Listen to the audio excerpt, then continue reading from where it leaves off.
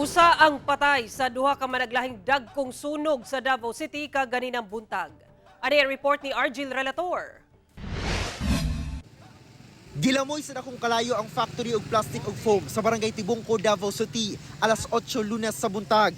Subo palandungon nga usa ka 19 anyos ka trabahante nga nailhang si Jeffrey Segovia ang namatay. Human na trap sulod sa maong factory diyang niulbo ang sunog. So, ongoing sila sir sa ilang trabaho po and hindi po siya na individualist. Nag-pilot sila ng stock na foam kasi yung factory na involved ay manufacturing po ng mga mattresses and foam sir.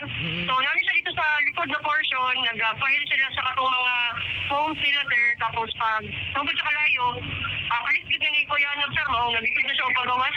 Highly combustible matud pa ang mga naasulod sa factory. Hinungdang dali nga mekanik ang kalayo. Isang injured sir na individual na nasa second degree burn sa iyang left behind siya naong sir.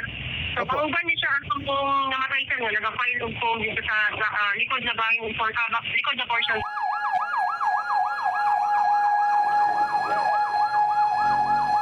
Pinaspasay ang pag-abot sa fire trucks aron respondihan ang dakong sunog sa Masaya, Barangay Vicente Duterte, Agdao District, Davao City, alas 9 Lunes sa buntag.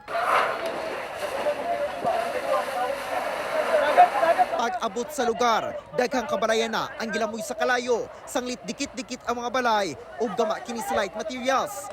Sa kapaspas sa pagkanit sa kalayo, nitabok na kini sa kabalayan nga sakop na sa Barangay Leon Garcia.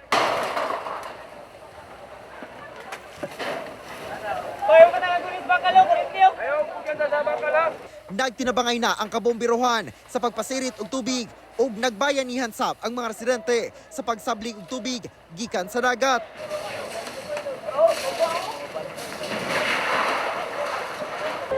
Ako na nga, so tapos ang kalayo ni Dako na, dali ra kayo ni Dako ang kalayo, sir. Likod sa balay sa Musilingan, nag-ula sa Muaba.